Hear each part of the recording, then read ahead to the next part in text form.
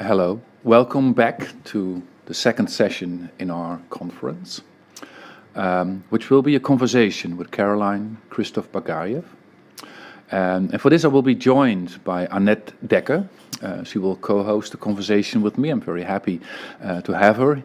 Annette Dekker is an independent curator and researcher. Currently she's assistant professor of cultural analysis and master's coordinator of archival and information studies, media studies at the University of Amsterdam, and visiting professor and co-director of the Centre for Study of the Networked Image at London South Bank University.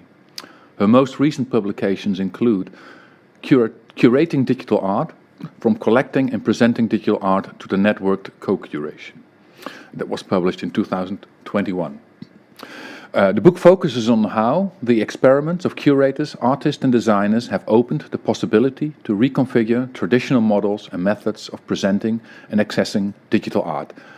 Please welcome Annette Dekker. Hi Annette. Hello. Nice to have you also as a co-host. Maybe before we get started, I think the book that you just published is highly appropriate for our curatorial training program.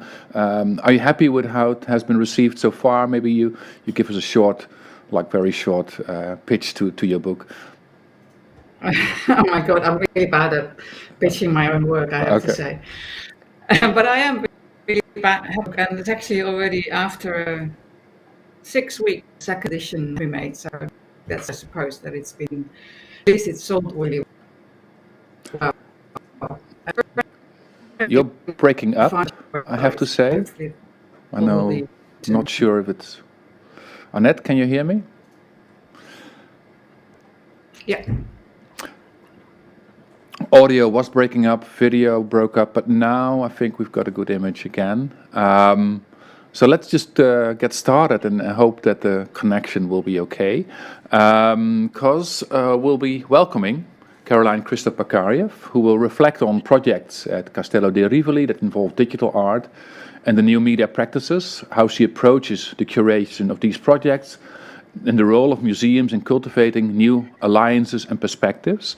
Also, I think she will take us back to early examples of media art and how we can see them in the current day and age and the new developments in digital, networked and online art. Carolyn Christov-Bakargiev is a curator, researcher and scholar. She's a recipient of the 2019, I must say, Audrey Irmas Award for Curatorial Excellence and currently serves as the director of Castello di Rivoli, Museo d'Arte Contemporanea and Fondazione Francesco Federico Cerruti in Turin, Italy.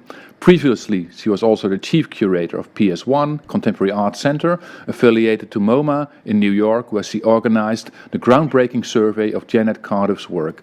Among other projects, Christov-Bakargiev curated the 16th Biennial of Sydney, followed by the widely acclaimed dOCUMENTA 13 in 2012, as well as the 14th Istanbul Biennial in 2015. Please welcome Carolyn Christov-Bakargiev. Hi, Carolyn. Hello. Great to have you. Hi. Hi, thank you. From Madrid, as I understand it, and just about to have an appointment with Janet Cardiff, and we were very happy that you have the time to be with us for a short presentation, and then we are glad that we can have a conversation with you following the presentation. So please go ahead. Thank you. Thank you very much, and thank you, Annette, for being here today. I did listen to the other presentations earlier and would like to thank the people who, Poke and Ine, who did deliver them. Before I show this little PowerPoint that I presented, I would like to say a few things. And one is that I'm in a hotel room. That's a bed over there, and those are paintings I've never seen in my life before. So this is typical of online conferences in the world that we're living in because of the technology that we're living in, which itself is both a connector and a separator, as we know. So the fact of being in a hotel room doing this talk has certain consequences. One of the consequences that I did not prepare a keynote lecture, and that there is more of a conversational tone. There's a lot of internet, and there is a certain collapse of intellectuality going on. It is difficult to go the natural mode of talking in a hotel room. So, that's why I asked to kindly transform this keynote in conversation. I also have to say, pardon my is very bad. If it might not be well received, but Carolyn, can you hear me? Hello? Yeah, the connection Hello? is very bad, and you're breaking up. It's hard to follow. Yes. Our technician is Yes. seeing what she can do to improve this from her end. I don't know, Manon, is there anything Caroline could do from her end? No. Manon is trying to improve things. Maybe we just pause for a short moment, and I will wait for a signal from Manon. And she will let us know when we can continue, hopefully, with a better audio connection. What did you hear? Sorry? What did you hear? Very little. It was breaking up. You were referring to the previous presentation. You were admiring the paintings behind you, although you've never seen them. You were explaining about the difficulties of the online world, of course, that we have all experienced, how alienating that can be, being in a conference and not in the same space with your audience and speakers. So, I mean, I was able to make sense of most of what you said, but the connection was very bad. The last thing I said. What? Let's give it a try again. Go ahead, please, and pick up from where you just left half a minute ago. The last thing I said was that in these online conferences, there is often a collapse of intellectuality because our situated being in our kitchen or in a hotel room somehow goes against the motivation that one would have should one be delivering a keynote in a lecture hall of a university or of a museum. Then I wanted to add something that might be a little fastidious, but I would like to say that I actually agree that it is not representative to do a conference about contemporary curating radical digital diverse with only speakers who have a certain background which is very European and very white. So I would say that this should be maybe called contemporary curating in Europe and in white environments of Europe, radical digital diverse. This is why certain words like crusades, war, battles, battlefields, throw a bomb were used. I'm sure there was no violence intended, but they were extremely violent words, not intended to be so, I'm sure. That said, as a premise, I'd love to just show the little PowerPoint and then maybe talk to you and Annette. So can you turn that on? Oh, I was asked to participate in your talk. Very happy to. Thinking about digital questions. I am absolutely not an expert in anything digital. I have not worked at Karlsruhe, nor have I been ever involved in particular in anything of that sort. However, it is true that I have experienced a certain history being now 64.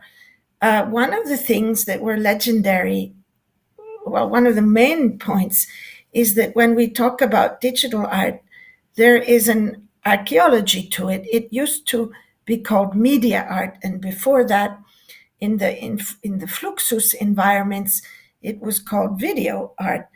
And this goes hand in hand with the development of dematerialization through performance and through conceptual art.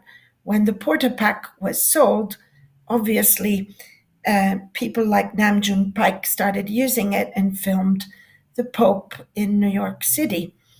And that becomes the beginning, in a way, of what was called video art, and later, before, because it was not digital at the time, it was cassette, like beta and so on, and then VHS in low res.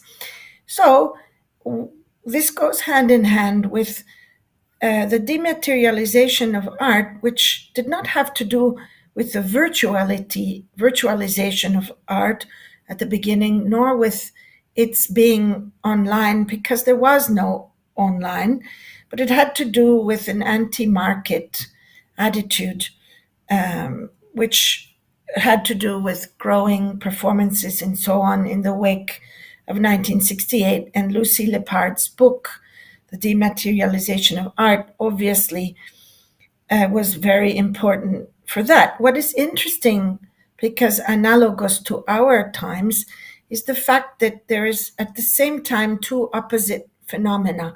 On the one hand, the use of the representation of the real through a media like video, and on the other hand, a strengthening of performative and bodily presence in the galleries and the shows. That's exactly what's happening again.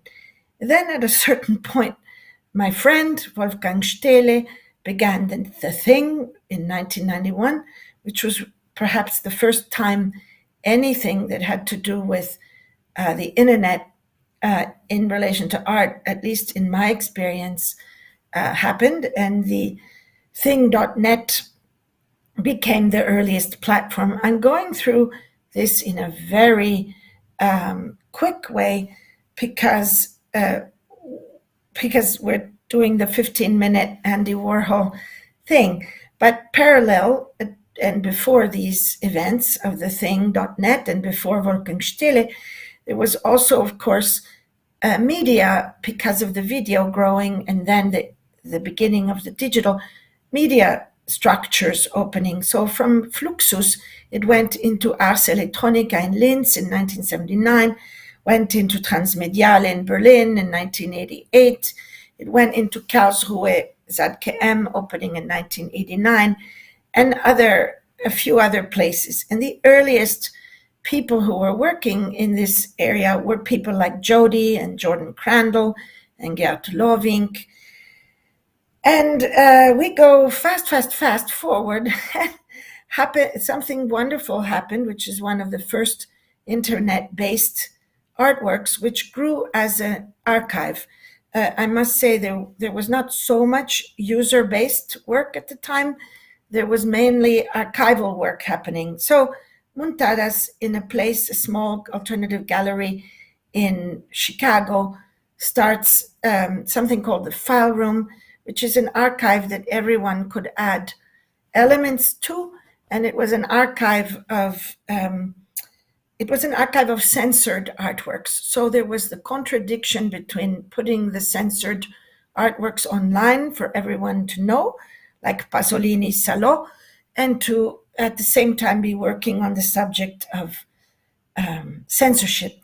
And this is perhaps the first time I deal with something of this sort, because I presented in Rome in a project called Arte, Identità e Confini in 1995. And my colleague, and the only other woman to have directed dOCUMENTA, of course there were many women on teams, but Catherine David organizes a space in the dOCUMENTA Halle, a kind of room where a lot of hackers and people working in experimental border zone between art and hacking, let's say, were meeting. Now, this picture shows you that at the beginning, at that time, it wasn't about being alone in a hotel room and you being God knows where, all of you. It really was about being together and together building an alternative kind of freer world of sharing knowledges. It's like the fact that digital language was developed also by utopians who wanted us to be able to read books online with no prediction of the development later of social media, which became a dividing principle as much as a unifying principle. So because of what Catherine David did, and many other projects that happened, like Ubu.web, that was founded by the poet Kenneth Goldsmith and became again an artwork in a way by Kenneth himself, which is the archive of film and video work, a wonderful collective poem, let's say.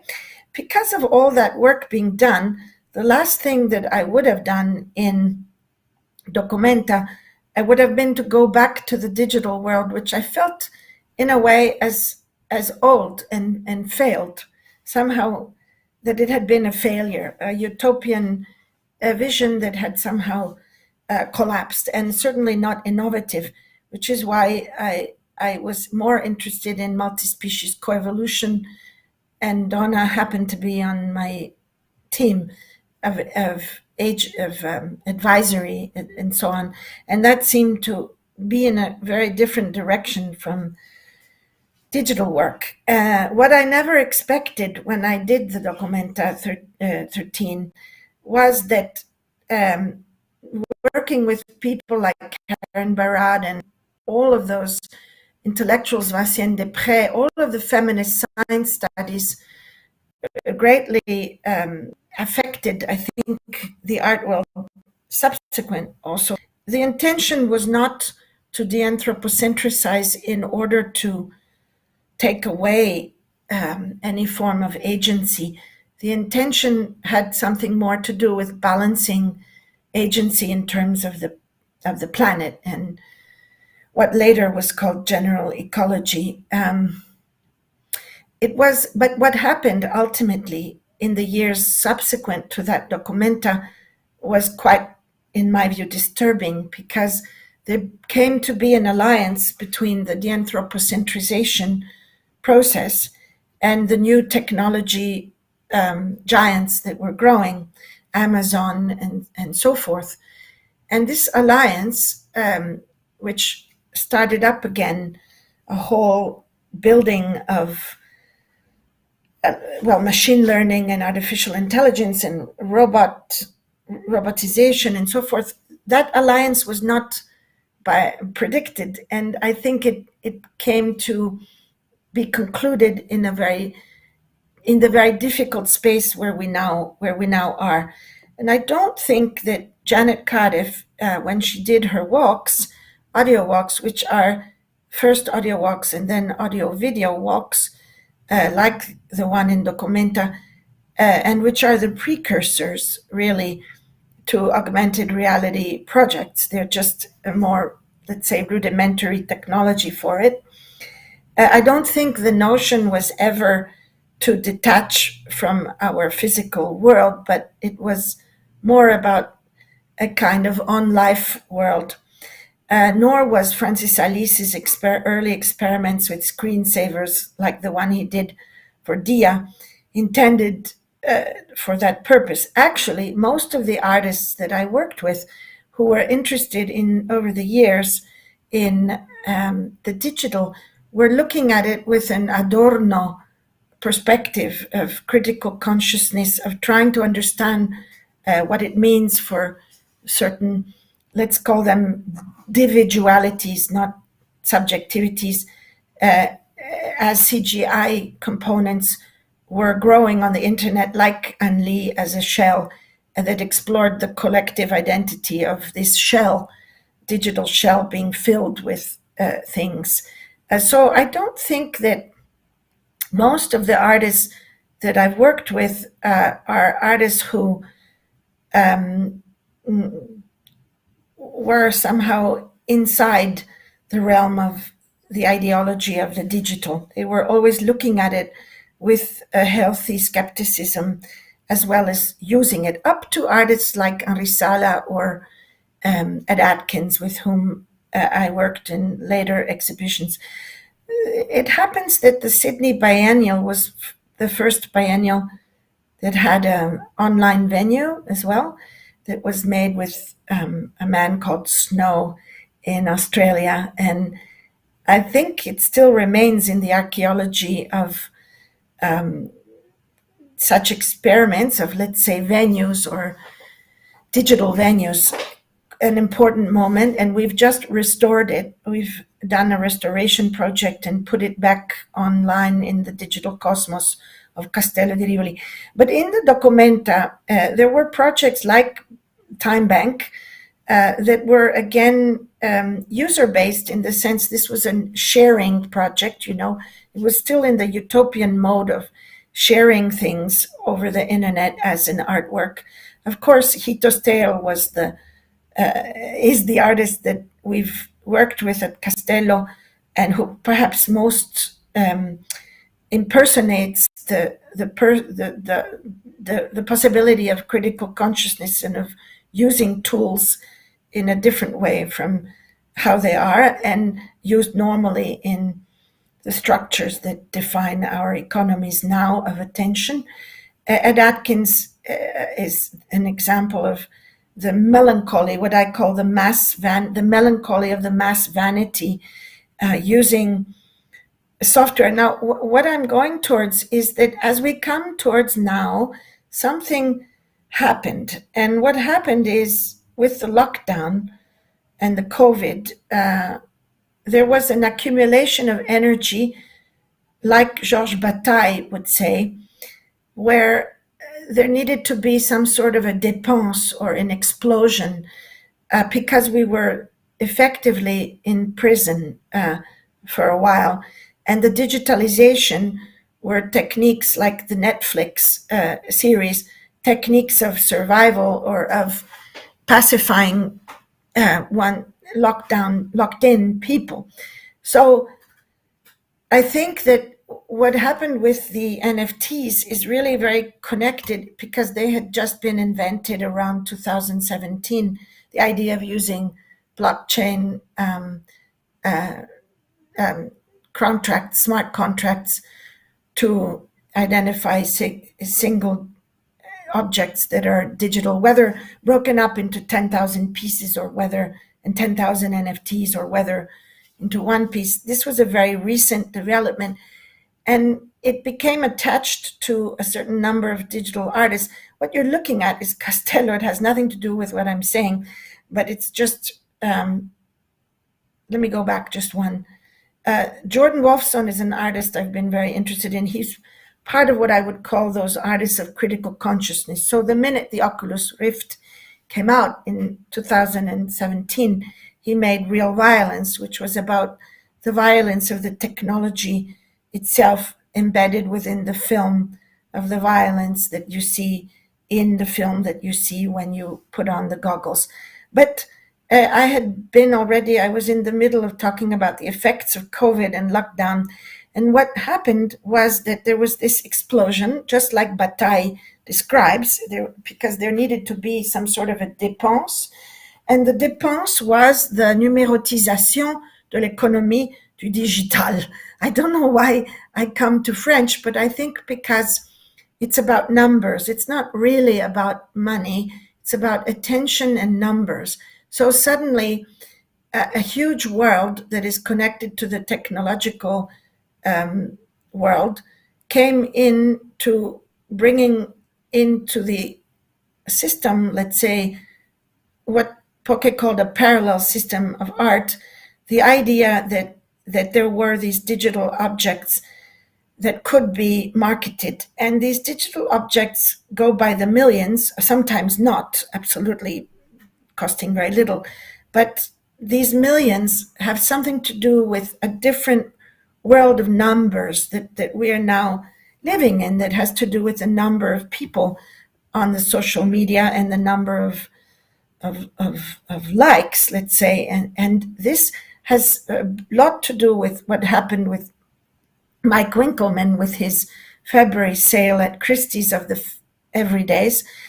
But what that brings in is, however, a big shift in what we call digital art because they use the word digital art to speak about works that also have a certain virtuosity in the production of them. They're highly crafted. Beeple is famous within that world because also he pushes certain software that's created for cinema, like Cinema 4D, to actually create these flat images. And there's a virtuosity in craftsmanship, a little bit like in Hellenistic art, let's say, which is very important. And the material of the work, in my view, is also obviously the responses to the images that sometimes refer to art historical elements, sometimes to science fiction or to catastrophes in ecology today. This is his Human One that we know is supposed to be the first person walking in the metaverse. But what was interesting about this piece, though, is that it is really just a frame that has been sold. So it is a sale of a frame because the artist wrote in the smart contract that it would be changing whenever he wants to change it, which is an interesting spin on an auction.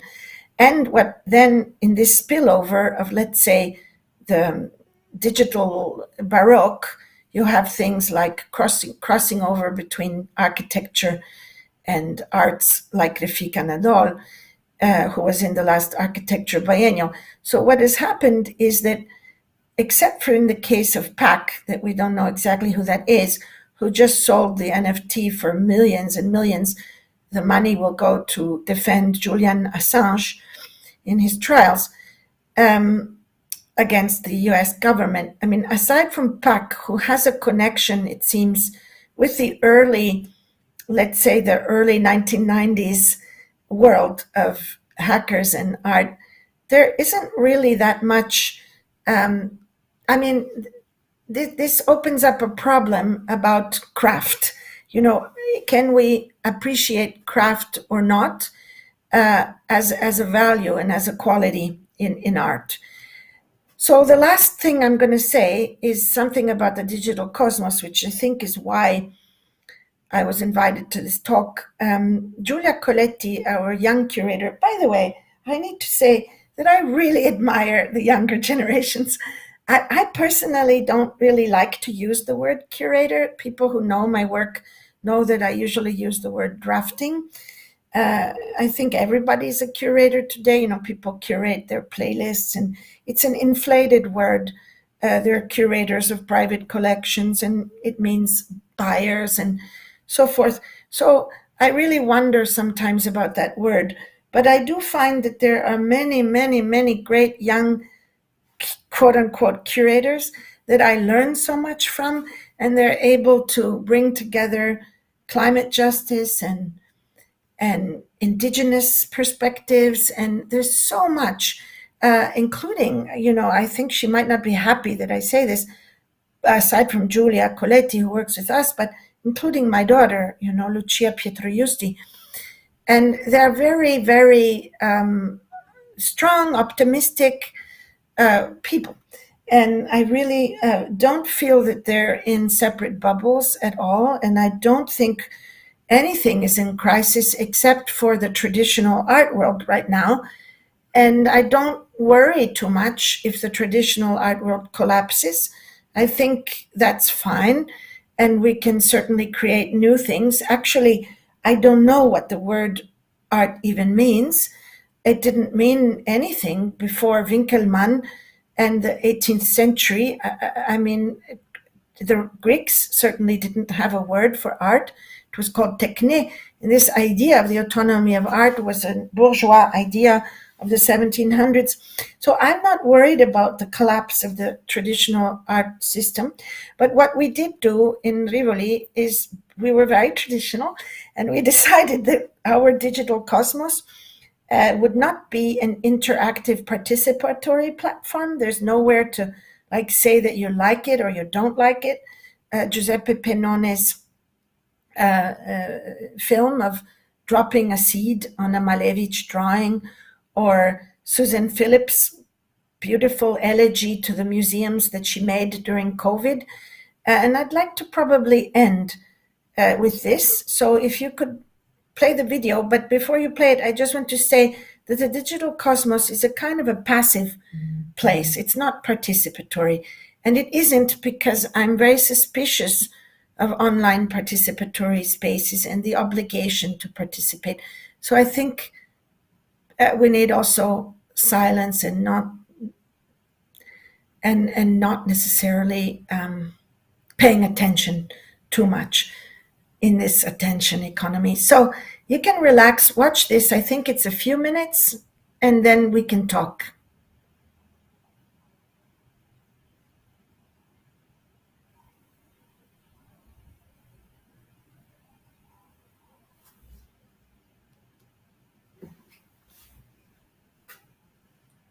It is the evening of the day. I sit and watch the children play. Smiling faces I can see, but not for me. I sit and watch as tears go by. My riches can't buy everything.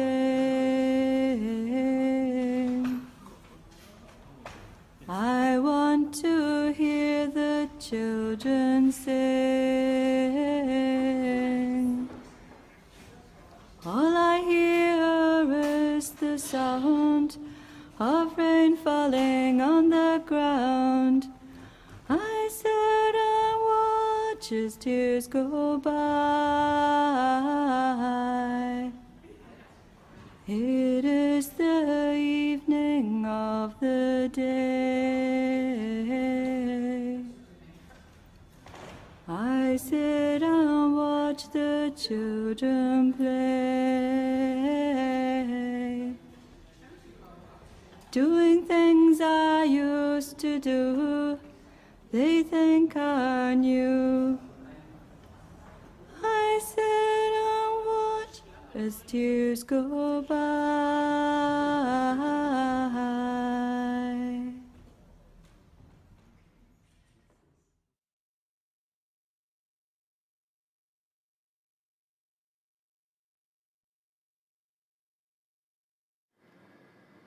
Thank you, Carolyn, for your presentation.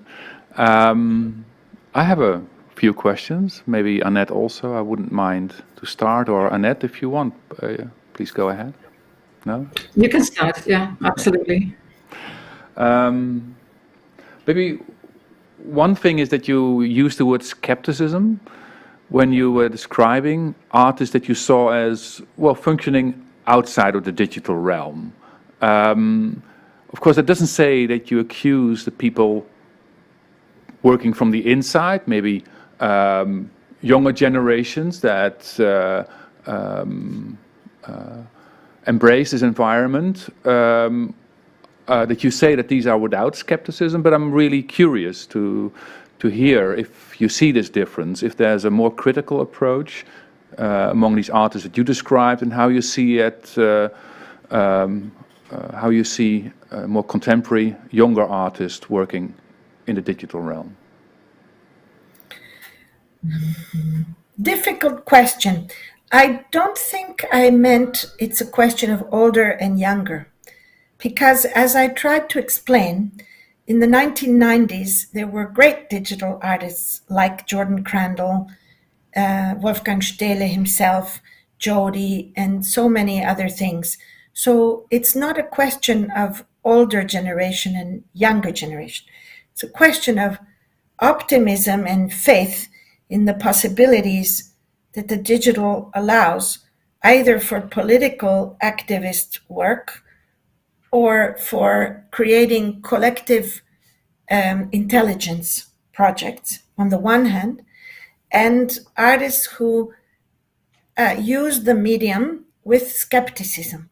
In my life, I have worked more with artists who know their media and use it with skepticism.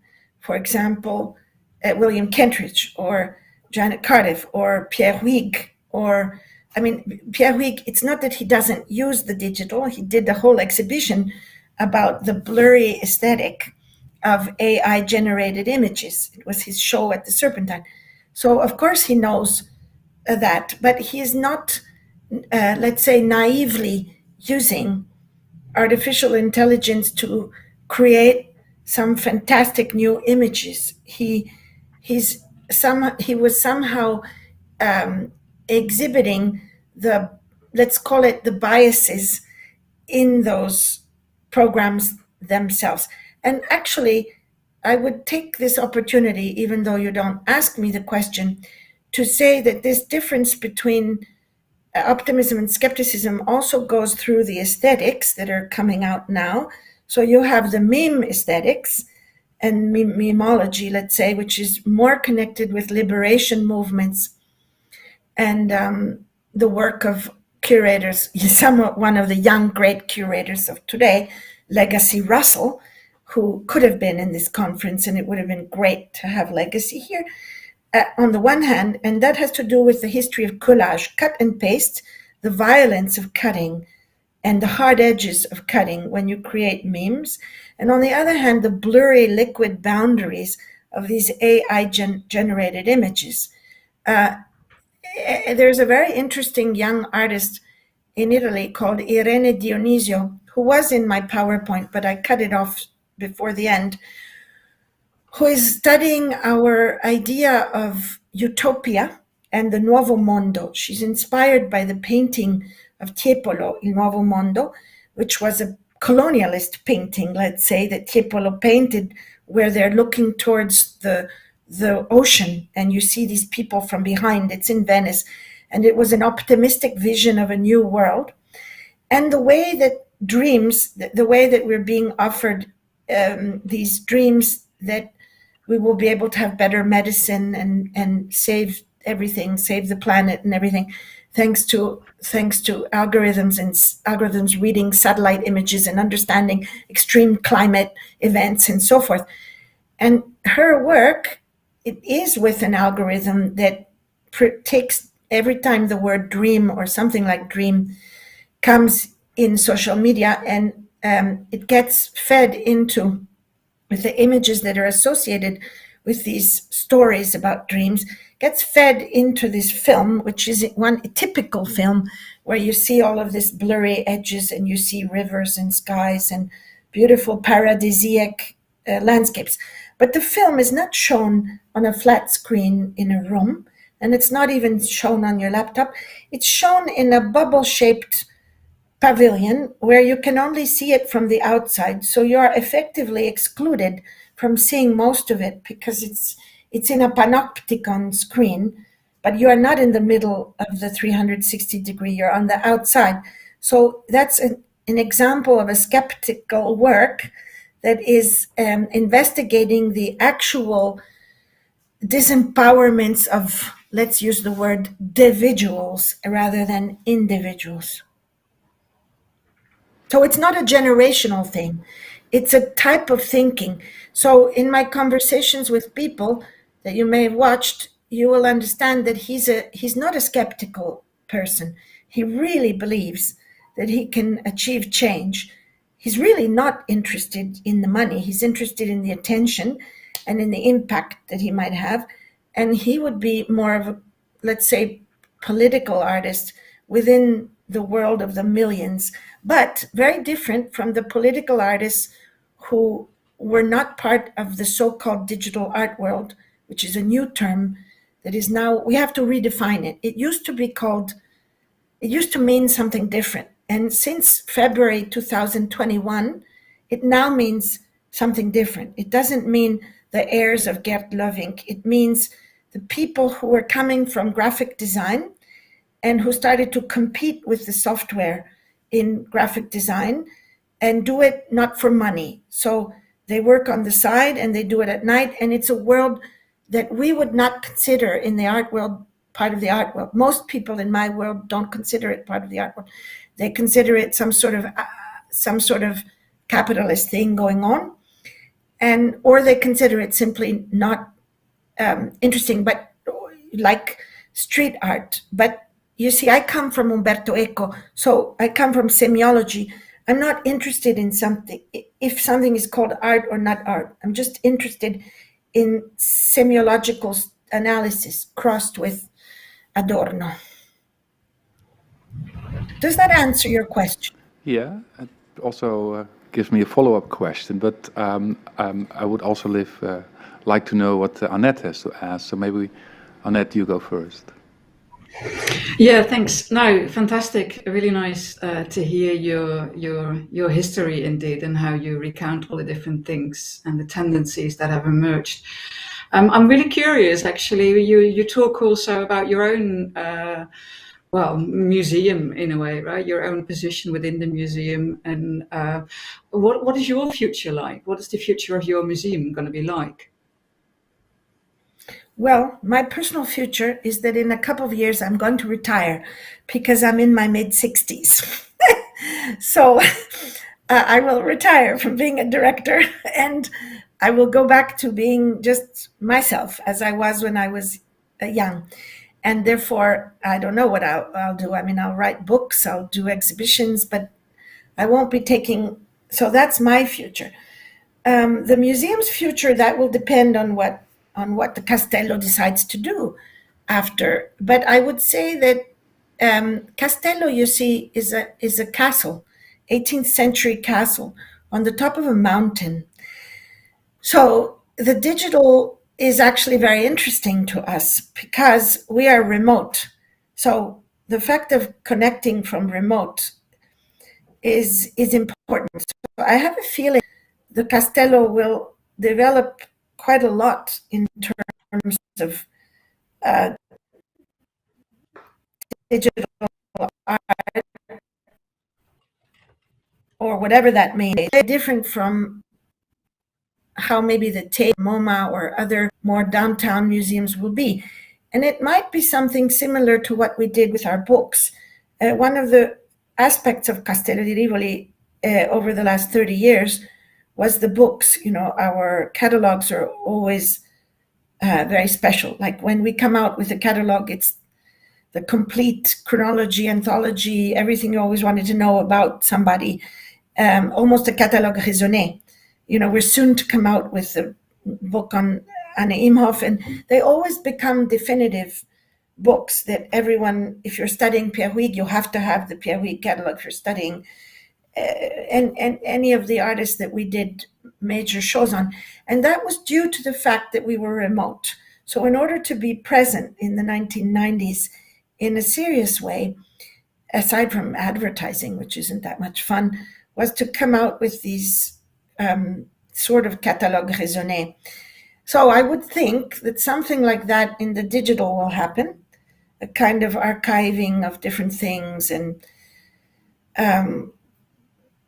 I suppose, but I can't tell you because I don't know. I know that now we have the digital cosmos and that it's counter tendency because it's not participatory. But we do produce new artworks with artists like the one that you saw. And that one was an elegy to the former museum because the museum was empty, because it was closed, because of lockdown. So you see the Monet and you see the people as almost in la jetée situation. So I think we'll continue to do the digital cosmos on that principle and stay away from participatory artworks. But we're producing the Irene Dionisio. I mean, there's a lot.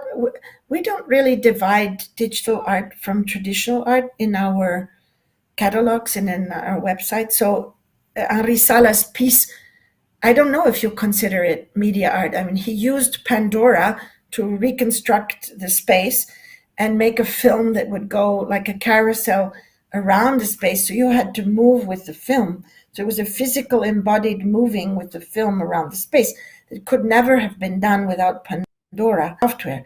So that's not about an online piece. It's about an offline piece made with digital software.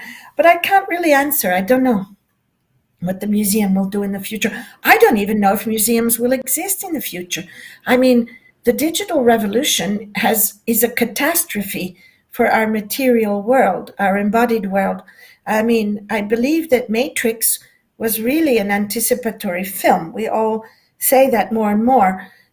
When we see the cities, there's no money anymore to repair holes in the streets. The Rio Museum, the Museum of Rio, as we all know, burnt to the ground because the director didn't have the money to change the electrical circuits.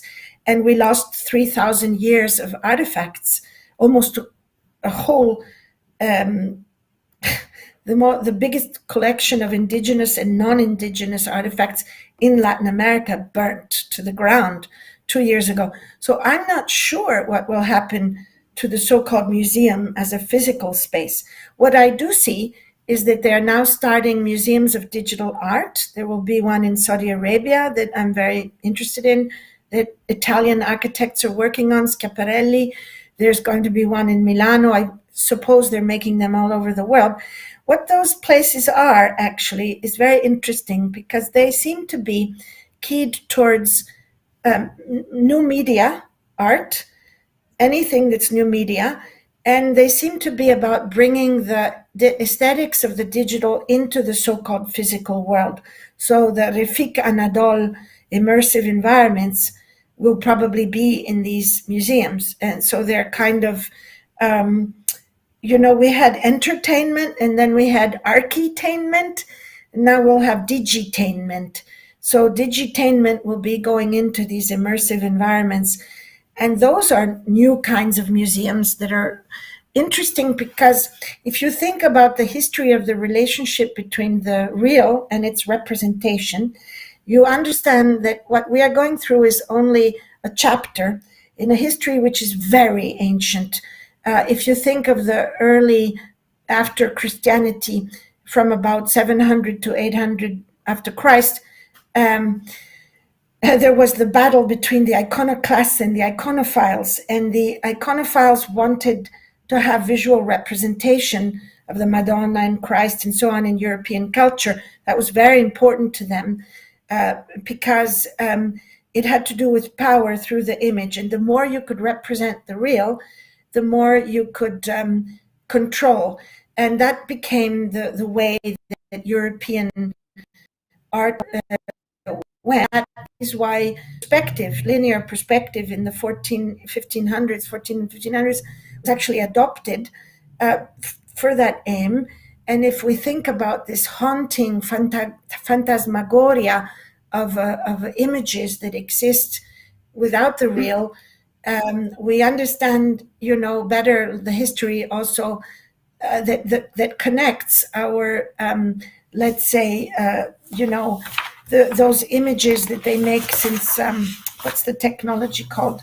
GAN images, generative adversarial networks used to make deep faces. This is really just a new chapter in what was the wax, the people like in the 1400s, the people like Orsino Benintendi using ceroplastica, which was wax on the body of dead people like Lorenzo de' Medici to make the figure again.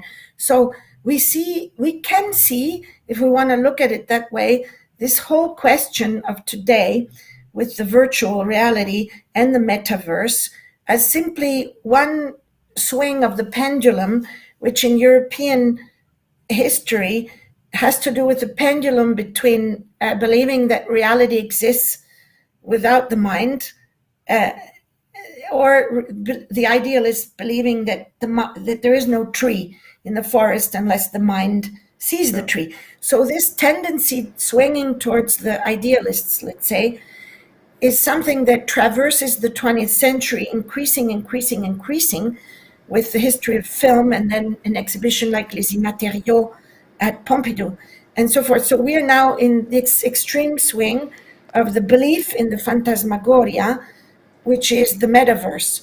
But most probably it will swing back in the other direction if we look at the history of Western culture.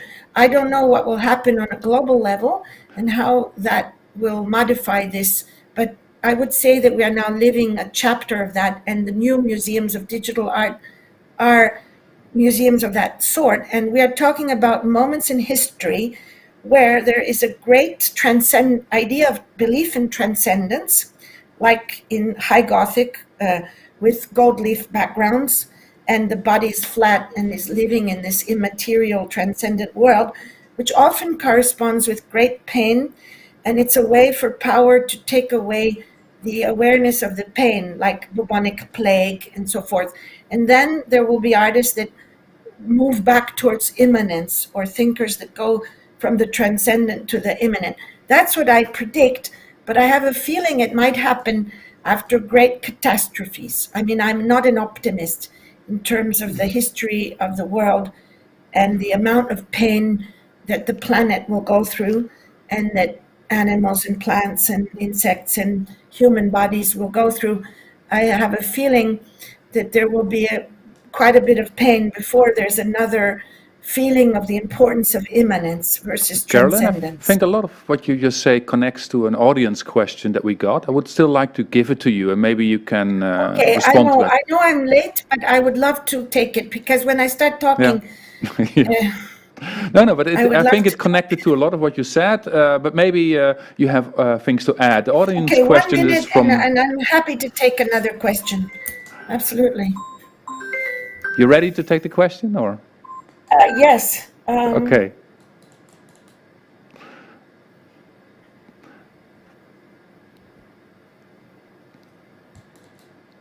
I can read it out to you. It's from Eliza, and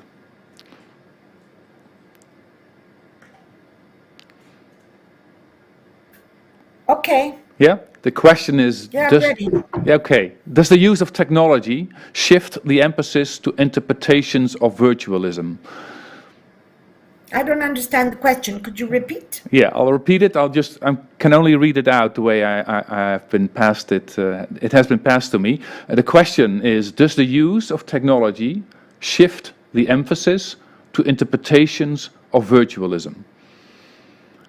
Maybe you can just improvise on it or continue. Well, I'm not sure I understand the question, because I'm not sure I understand the term technology.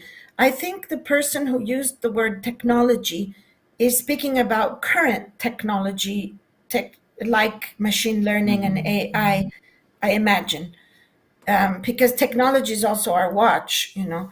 So does it cause a shift towards an interpretation of virtualism? Of course. Well, I don't use the word virtualism. I mean, I suppose is a synonym of virtualism. The virtual, interpretations of the virtual. I suppose that's what it means. Well, that's what I just said, didn't I? I mean, I said that after COVID, suddenly this world of what was going on in the realm exploded. So you have something like the metaverse starting, which is just picking up, existed already, you know, 10 years ago or 12, whenever that, 2003, with Second Life, and a great skeptical artist, Xiao Fei, did a project about Second Life and bought pieces on Second Life and so on. So clearly it has shifted on a financial level and on a theoretical level. It must bring out what goes on in the virtual. I mean, mainly what goes on in the virtual is it's very much about the certain. So we're not used to appreciating craft as a quality in art, in building something. I mean, the perfect object that Pak makes, you know, the egg that's like perfect. It's not easy to make. Those are people who do it in order to compete Sisyphically with software that's being designed for other purposes, right? Like just graphic design for. So they put those software to do things that they're not the objective of them. So there's a virtuosity in the virtual right now going on. Yes, of course, it brings you to think about the virtual. But what I wanted to say in my closing remarks was that the question of real and virtual is a non-question. I mean, it's a question that is a conservative question, which is bringing us back to the division between mind and matter. It's kind of Descartes idea, and that doesn't exist. You know, I mean, the fact that I'm in this hotel room is part of what I'm saying. It inflects what I'm saying, and there's only it's wrong to accentuate the way that capitalism is wanting us to accentuate that division. Capitalism does want you. Why? Because there's this horrible alliance between ecology and technology, which really brings to a world which is less populated, much less populated, and where the wealthy classes can enjoy a lot of green space and a lot of ocean space, and most humans have to be sitting at the Amazon Turks have to be sitting at a laptop. And the expression, it's interesting, when I speak to some digital people, they say sit down and work. They don't say get up and work anymore. They say sit down and work. So there's a series of consequences which are very dangerous. That's why at the Castello di Rivoli did a conference called Digital PTSD last year with Catherine Malabou and many artists, which was a physical and psychological disturbances and trauma of the excess of gaming or the excess of sitting down, and many disturbances, even in the eyes, and in the ability to see three-dimensional space and so on. So there were many neuroscientists in it, and also in terms of memory loss and so on, because memory is wired with our spatialization.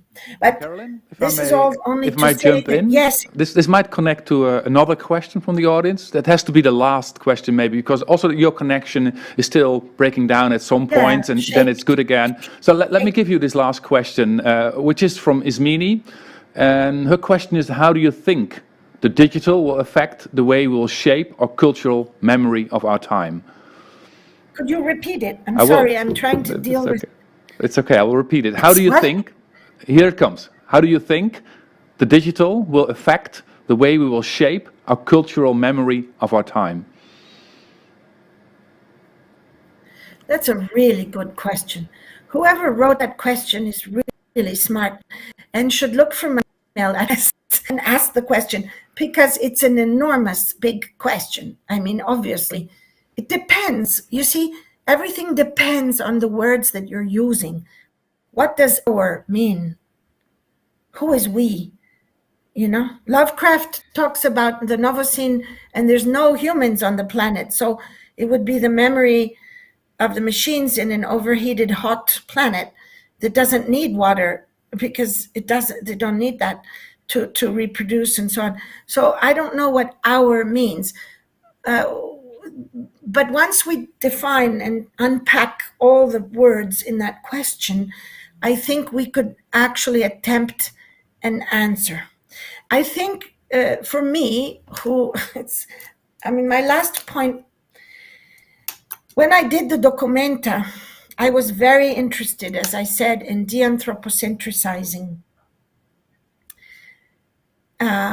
for a number of reasons, also because of the Anthropocene. And we published the notebook called The Anthropocene of Jill Bennett. And the next year there was the Haus der Kultur in der Welt thing on the Anthropocene and so on.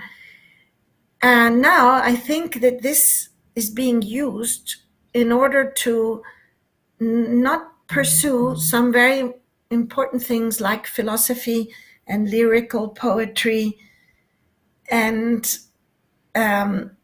what Hannah Arendt called the human condition.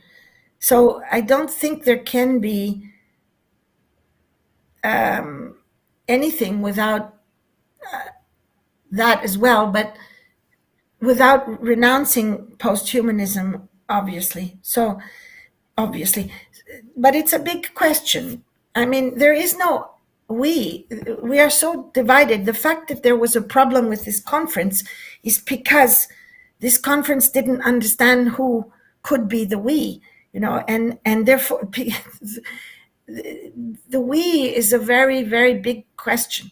So I cannot answer that question, but I thank you very much, whoever wrote it, and look forward to answering it at length on another occasion. And would like thanks. to thank everyone. Yeah. Now, responding to what you said about this conference, as I explained in my introduction, I think I was very aware, and we are very aware of who is the we and how we can try to attempt to present it. I mean, that was I think the essence of the first panel. Well, I'm really sorry, but I really disagree. I'm sorry. I don't believe in being defensive. I believe that it is impossible now to do a conference with only white people. It's wrong. It's morally and ethically wrong. And I really, really disagree. So, but I also explained to you that we did invite people of color who didn't make it. So, you did and that. as I explained, I want to be polite. I'm very, very grateful. I'm very grateful for your invitation. I appreciated it. It was an honor to listen to the other speakers, and I appreciate the invitation. And I'm happy to have met Annette and you in this. And I'm sorry we couldn't speak longer. But I just wanted to say that the question of the we is not an easy one. It's a complicated one. And it needs to stay complicated. And therefore, our memory doesn't mean anything unless we unpack it. That's all. Thanks a lot so much. for everything you said. Also, I think with what you said about memes, street art, kind of previews the next panel that will be chaired by Annette. And we're very much looking forward. Curating the Internet with Doreen A. Rios, Wade Wallerstein, and Valentina Tani. Moderated, as I said, by Annette. Thank you very much, Carolyn. It was great having you. And I hope to see the audience back in an hour from now when we will continue our last... We'll continue with the conference with the last part, and that will start, Bernice, at what time exactly? Bernice? What time will it... Well, it's on our website. Thanks, and see you in a bit after the break.